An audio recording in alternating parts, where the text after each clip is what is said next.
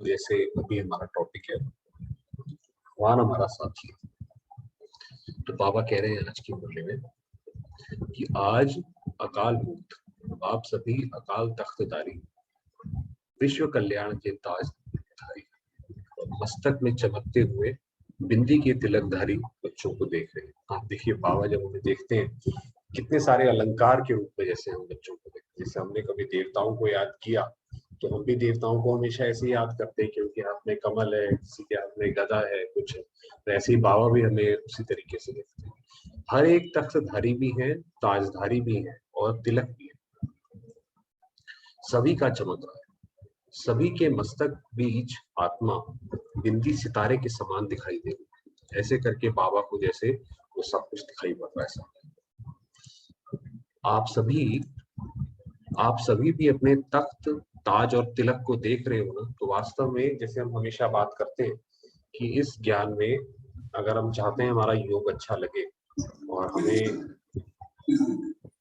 बाबा की जो मदद मिलनी चाहिए वो हमें मिले, तो उसके लिए बहुत ज्यादा जरूरी है कि हम अपने आप को भी उसी ऊंची निगाह से देखें। कि अगर हमारे अंदर कोई हम विकार खत्म करना चाहते हैं तो जब तक हम अपने आप को उस ऊंची निगाह से नहीं देखेंगे तब तक वो नहीं होगा। और दूसरी बात, अगर पास्ट में कुछ ऐसा हुआ भी है, मान लीजिए कोई गलत हुआ है जो हमें लगता है हमें नहीं करना चाहिए था, तो भी अपने आप को जैसे उस पास्ट से भी मुक्त कर दे। बाबा ये तो कहता है कि भाई आप अपने पास्ट को सोचना है तो देवी देवता के बारे में सोचो कि मैं देवी देवता घराने में थी, आत्मा तो कैसी थी, जब परम धाम में थी तो कैसी थी। ये नहीं कि अपना हम पास्ट ही सोचते हैं कि हमने तो ऐसा भी किया है वैसा किया है, तो उससे तो फिर उसको तो हम और जैसे कि अंडरलाइन कर रहे हैं। तो इसलिए बाबा ने कहा अपने ताज, तख्त और तिलक, ये जो ऊपर बताया कि ताज, तख्त और तिलक किसके उसमें है कि विश्व कल्याण के ताजधारी, अकाल तख्तधारी और मस्तक में चमकती हुई बिंदी, तो वो तिलक।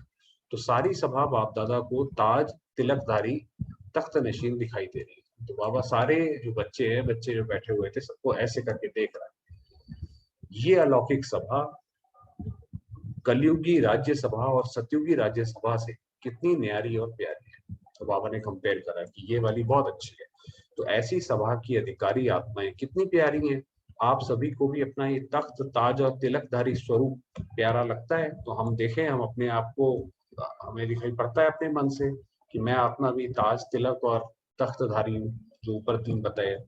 जब अकाल तख्त नशीन, अकाल मूर्त श्रेष्ठ आत्मा स्थिति में स्थित हो, तख्त पर बैठते हो, तो ये स्थिति कितनी श्रेष्ठ है। आपको ये पता है कि जैसे आत्मा के अंदर ये ऑलरेडी ये शक्ति है कि उसको जैसे कि जो पास्ट जो पीछे हुआ है और जो फ्यूचर में जो होने वाला है वो उसको पता होना चाहिए। जैसे ही वो अपनी स्थिति में आती है तो उसको जैसे धुंधला धुंधला वो दिखाई पड़ने लग जाता है।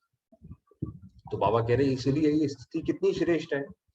सभी के श्रेष्ठ स्थिति की झलक इस सूरत को फरिश्ता बना देती है। साधारण सूरत नहीं, फरिश्ता सूरत। तो उससे जो है जैसे वो एक फरिश्तेपन की झलक आती है। तो फरिश्ता सूरत भी कितनी प्यारी है।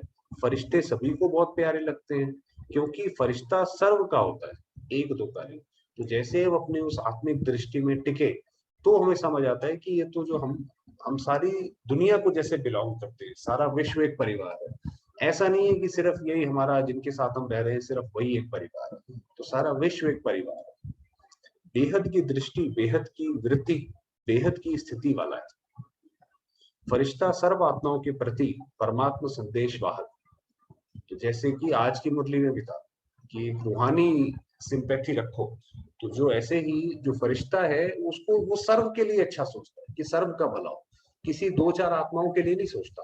और वो सबको जैसे उसने परमात्मा का संदेश देना है। फरिश्ता अर्थात सदा उड़ती कला वाला, फरिश्ता अर्थात सर्व का रिश्ता एक बाप से जुटाने वाला। तो वो उस आत्मा का कर्तव्य ये होगा कि सारी आत्माओं का रिश्ता वो शिव बाबा से, भगवान से जुड़ाता जाएगा। फरिश्ता अर्थात डबल लाइट, देह और देह के संबंध से न्यारा, हल्का, मतलब बिल्कुल लाइट, ऐसा नहीं कोई भारीपन किसी भी तरीके का। फरिश्ता अर्थात सर्व को स्वयं की चलन और चेहरे द्वारा बाप समान बनाने वाला। फरिश्ता अर्थात सहज और स्वतः अनादि और आदि संस्कार सदा इमर्ज रूप में दिखाने वाला। कि भाई हम कभी कभार सोचते हैं जब हम योग लगाते हैं कि भाई ये तो समझ आता है कि आत्मा परम धाम में थी, मगर परम धाम में थी तो कैसी थी, सतयुग में जब आई तो कैसी थी। तो जो फरिश्ता होगा वो इन सवालों के आंसर देगा। उसको देख के हमें लगेगा, या हम वैसे बने कि हमें देखकर लोगों को लगे, जब और आत्माएं हमें देखें, कि ये वो अवस्था है, ऐसी होनी चाहिए। फरिश्ता अर्थात निमित्त भाव, निर्माण भाव और सर्व प्रति कल्याण की श्रेष्ठ भावना बना। ऐसे फरिश्ते हो ना, फलक से कहो हम नहीं होंगे तो कौन होगा। बाबा कह रहे इतना अपने ऊपर निश्चय रखो। फलक है ना, फलक माना जैसे एक नशे से कहो कि हाँ हम ही हैं। तो बाप दाता ऐसे फरिश्तों की दरबार देख रहे हैं। सिर्फ इसी सम्मान में स्थित रहने से देहभान स्वतः ही समाप्त हो जाएगा। तो अगर हम इसी स्थिति में टिके रहें कि मैं फरिश्ता हूँ, और फरिश्ता की जो ये निशानी बताई और बताया कि उसमें टिकना भी कैसे है, तो बाबा ने कहा इतना ही बहुत। बाप देखते हैं बच्चे देहभान को छोड़ने की बहुत मेहनत करते हैं। एक देहभान के रूप को छोड़ते हैं तो दूसरा आ जाता है, फिर दूसरे को छोड़ते हैं तो तीसरा आ जाता है। ऐसे ही होता है ना भाई, एक बुराई को छोड़ते हैं तो पता पड़ा आज इसको छोड़ा तो गुस्सा आ गया, गुस्से को छोड़ा तो मोह आ गया, मोह को छोड़ा तो फिर रोना आ गया, रोना को छोड़ा तो डर आ गया। ऐसे ऐसे करके एक को छोड़ते दूसरा आ जाता है। लेकिन छोड़ना सदा मुश्किल होता है और धारण करना सहज होता है। एक एक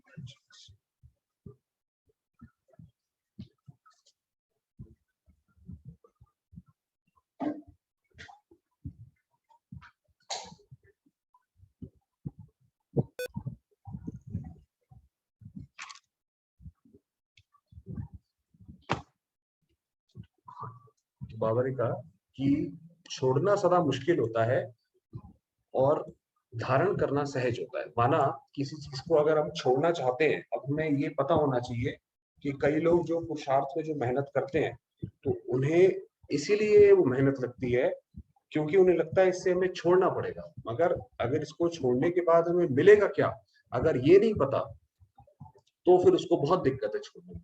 तो जैसे किसी छोटे बच्चे से आपने कोई चीज लेनी है, तो उसको दूसरी चीज दो, तब वो फिर अपने आप वो चीज छोड़ देगा।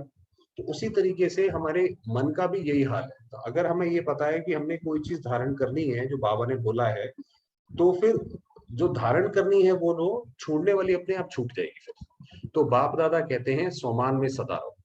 जहां सोमान है वहां देहभान आ नहीं सकता। तो वही बताया कि जहां अपने आप को हमने अपने आप को सोमान दिया, तो अपने आप ही बाकी सारी चीजें छूट जाएंगी फिर। तो छोड़ने की मेहनत नहीं करो, लेकिन सोमान में स्थित रहने का अटेंशन रखो। ये बहुत बड़ी गहरी फिलॉसफी बताई बाबा ने कि पुरुषार्थ करना कैसे होता है। और संगम युग पर स्वयं बाप द्वारा कितने अच्छे अच्छे सोमान प्राप्त हैं। प्राप्त करना नहीं है, प्राप्त है। हमें कोई प्राप्त करने की जरूरत नहीं है, अलग से कोई मेहनत करने की जरूरत नहीं है। वो तो जैसे हम बाबा के बच्चे बने, उसके स्नेह के अधिकारी बने, तो वो सारे तो मैं वैसे ही प्राप्त हैं। अपने सोमान की लिस्ट निकालो, कितनी बड़ी लिस्ट है। सारे कल्प में कितने भी सोमान अर्थात टाइटल्स किसी भी नामी ग्रामी आत्मा के हो, चाहे राजनेता, चाहे अभिनेता हो, चाहे धर्मात्मा हो, चाहे महान आत्मा हो, उनके अगर टाइटल गिनती भी करो तो आपके सोमान की लिस्ट से ज्यादा हो सकते हैं। आप देखिए दुनिया में सोमान की कितनी वैल्यू है इस वक्त। साइकोलॉजी पर्सपेक्टिव से हम जो भी चीज दुनिया में देखते हैं, हर चीज हमारे सोमान को गिराने के लिए होती है। आप कोई भी टीवी में एडवर्टीजमेंट देखते हैं, पहले वो ये बताएगा ये चीज हमारे पास नहीं है। कोई क्रीम आएगी, पहले वो बताएगा कि आप सुंदर नहीं हो, है ना। तो जो जो अपने आप को शरीर समझता होगा, उस आत्मा को लगेगा कि भाई मैं तो सुंदर ही नहीं हूँ।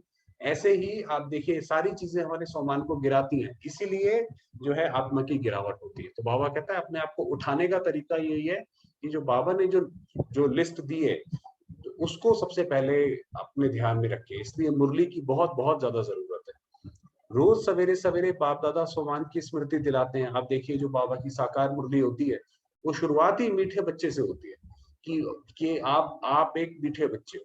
तो इसीलिए आप देखिए अगर हम सवेरे की शुरुआत उससे करते हैं तो कितना फर्क पड़ता है। सोमान में स्थित कराते हैं, रोज भी एक नया सोमान स्मृति में रखो, तो सोमान के आगे देहभान ऐसे भाग जाता जैसे रोशनी के आगे अंधकार भाग जाता। तो देहभान छोड़ने से नहीं जाएगा, उसके लिए जो अंधकार है को किसी भी चीज से आप उसको धक्का देके बाहर नहीं कर सकते हैं।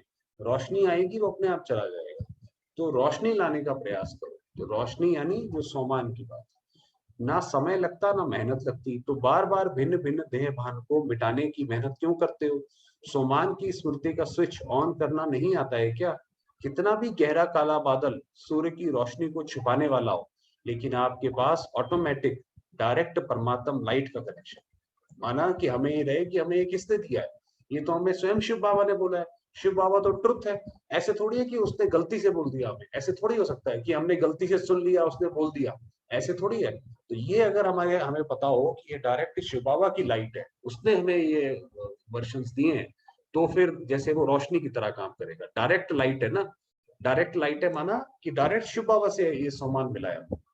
लाइन क्लियर है या लीकेज है, किसका लिंक होता है, लेकिन लीकेज हो जाती है। तो डायरेक्ट लाइन कितनी पावरफुल होती है, डायरेक्ट कनेक्शन है या इनडायरेक्ट है? सभी का डायरेक्ट लाइन है ना, वही बता रहे हैं कि हम जो है, हमारी ऐसी स्थिति होनी चाहिए कि हमें शिव बाबा से कुछ चाहिए तो हमें डायरेक्ट उससे मिले, ना कि कोई बीच में आके कोई हमें बताए कि भाई ऐसा करो, किसी की क्लास सुने। भाई बाबा की मुरली है वो पढ़ो, वो आपके लिए भी वैसी है, दूसरे के लिए भी वैसी है। तो हम डायरेक्ट उससे ही संदेश उठाएं, माना अपने लिए जो भी उठाना है उठाएं। सभी को डायरेक्ट लाइन मिल गई है, फिर तो एक बादल क्या सारे बादल आ जाए, अंधकार कर सकते हैं क्या? वही बताया कि अगर हमारा डायरेक्ट बाबा से ही कनेक्शन हो गया, उसकी कोशिश करें कि भाई बाबा से डायरेक्ट हमारा कनेक्शन हो, बीच में और कोई ना हो उसकी। स्मृति का स्विच डायरेक्ट लाइन से ऑन किया और इतनी लाइट आ जाएगी जो स्वयं तो लाइट में होंगे ही, लेकिन औरों के लिए भी लाइट हाउस बन जाए।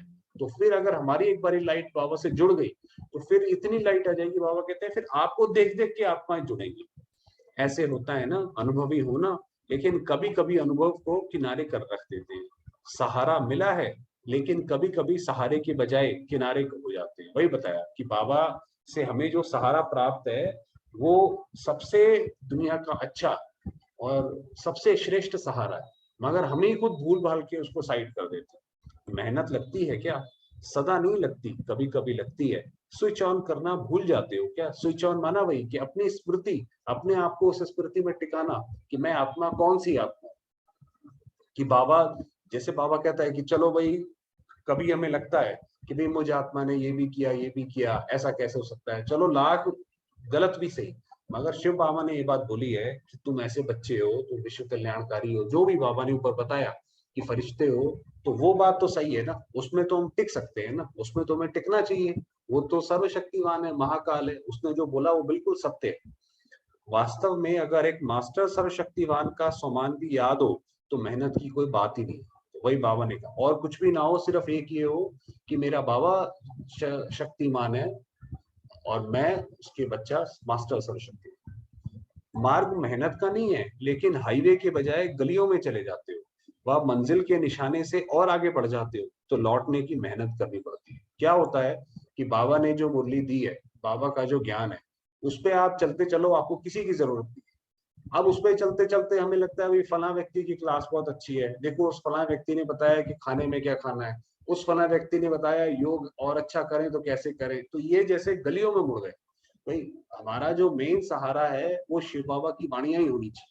ठीक है, किसी और की क्लास सुनी हमने, उससे हमें मदद ली, मगर फिर दोबारा उसी पे आ गए। ऐसा नहीं है कि पता पड़ा एक दूसरी ही राह पे चल पड़े। बाप दादा सदा अपने स्नेह और सहयोग की गोदी में बिठाकर मंजिल पर ले जा रहे हैं। ये देखिए बाबा ने कैसे बताया कि क्या काम कर रहा है बाबा, कि बाप दादा अपने स्नेह और सहयोग की गोदी में बिठाकर मंजिल पर ले जा रहे हैं। तो बाबा स्नेह भी देता है, हमारे सर पे हाथ भी फिराता है और सहयोग भी देता है। ऐसा नहीं है कि सिर्फ कोरा कोरा स्नेह देता है और मुश्किल में मदद नहीं करता, ऐसा नहीं है। स्नेह भी देता है और सहयोग भी देता है। गोदी में बिठाकर मंजिल पर पहुंचने में मुश्किल क्यों होता है? स्नेह और सहयोग की गोदी से निकल कभी और आकर्षण खींचती है तो चक्कर लगाने निकल जाते हैं।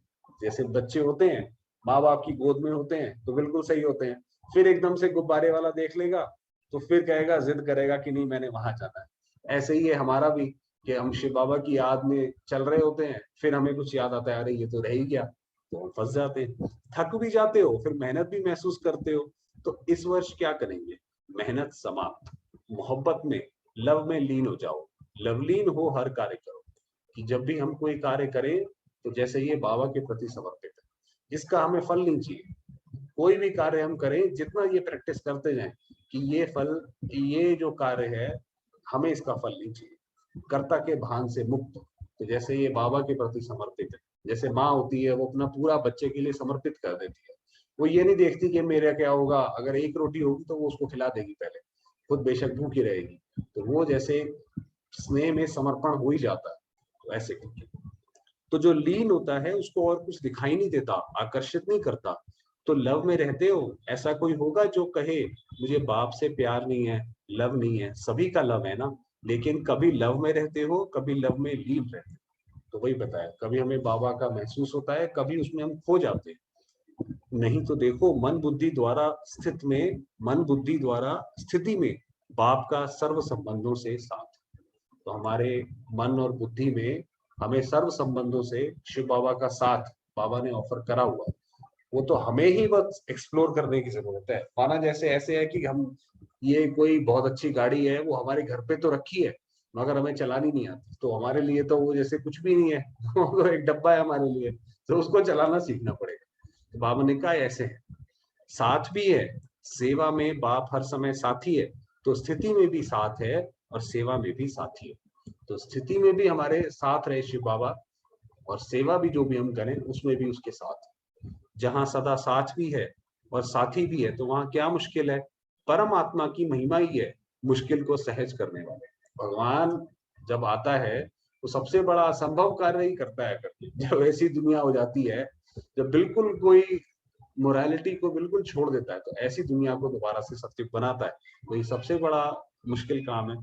ऐसा बाप आपके साथ है, माना जो मुश्किल को सहज करता है और साथी है, तो मुश्किल हो सकता है, एक तो साथ भी है, ऊपर से साथी भी है, तो फिर क्यों मुश्किल करते हो? तो ये बाबा ने बताया। बाकी आज यहीं पे समाप्त करते हैं, बहुत अच्छी मुरली है।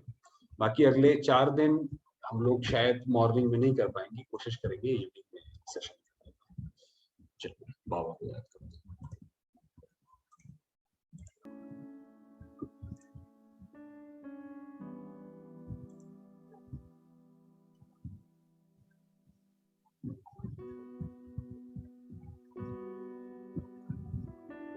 स्वयं को आत्मिक स्वरूप में देखिए।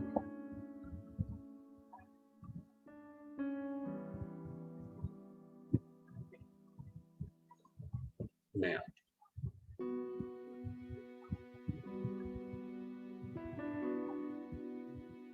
चमकता सितारा,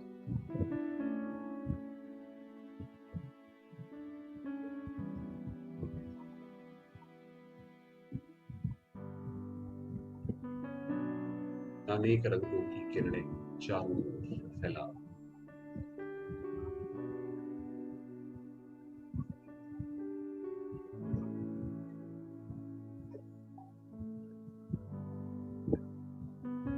मैं आत्मा परम धाम में।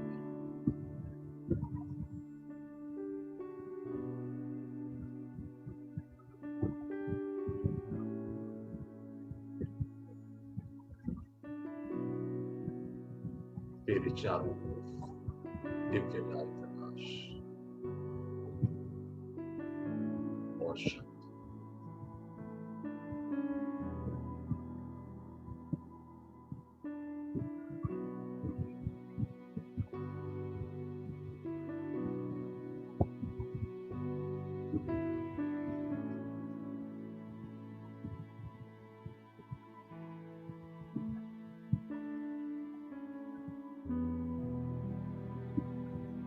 मेरे सामने निराकार सर्वशक्ति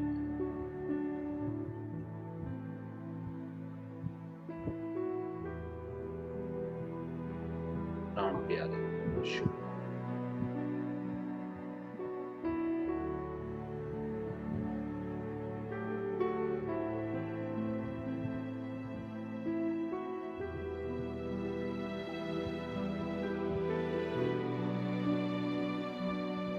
जिनकी किरणें पूरे परम धाम में फैली।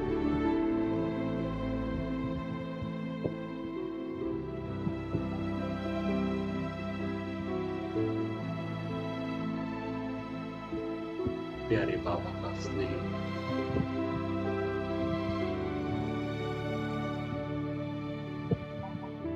उनका आशीर्वाद मुझे आत्मा पर बरसने दे।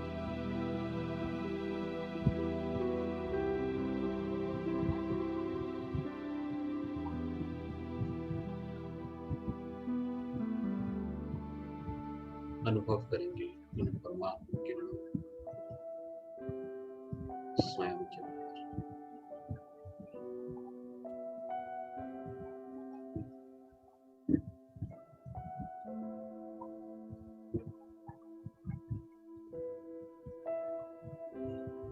मुझे आत्मा के अनुभव में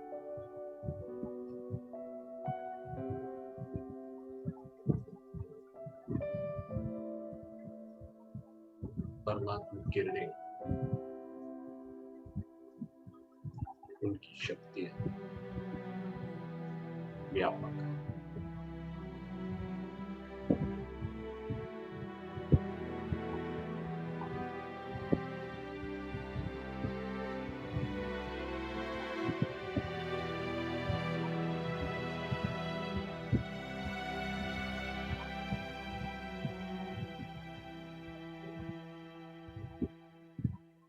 प्यारे बाबा, स्नेह प्राप्त कर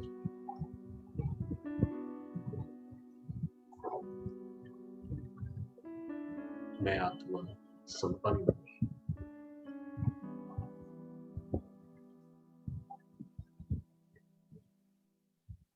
संपूर्ण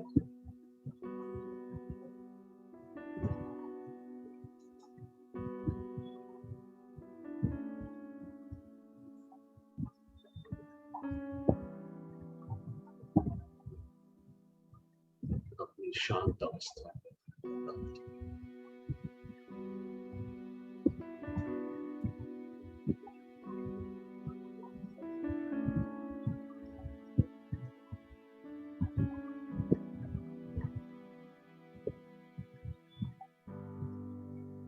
मेरा भाग्य सर्वश्रेष्ठ।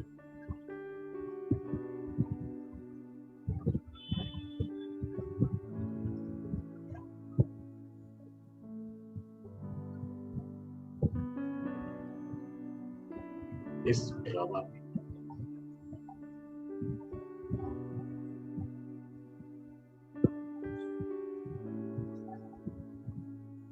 मेरा पार्ट विशेष है।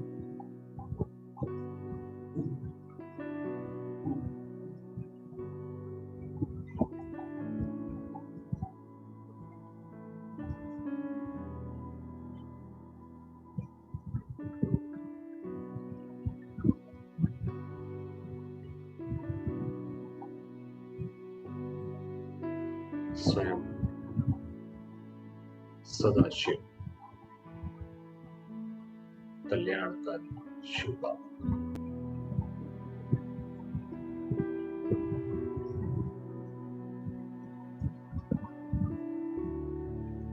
मेरे साथी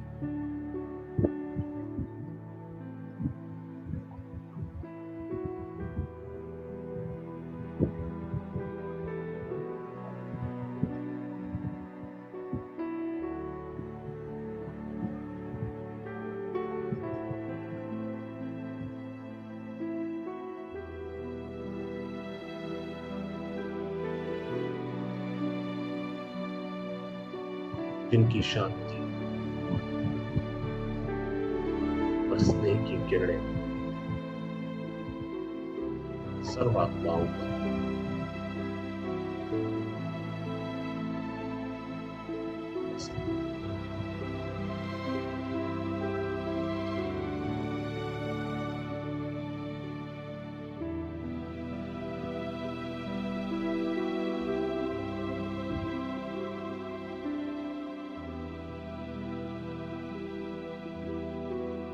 हम सब आत्माएं एक परिवार,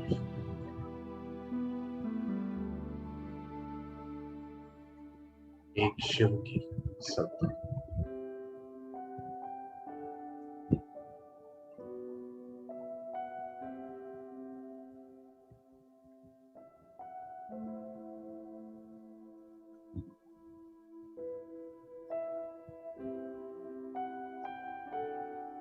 परम शांति की अवस्था।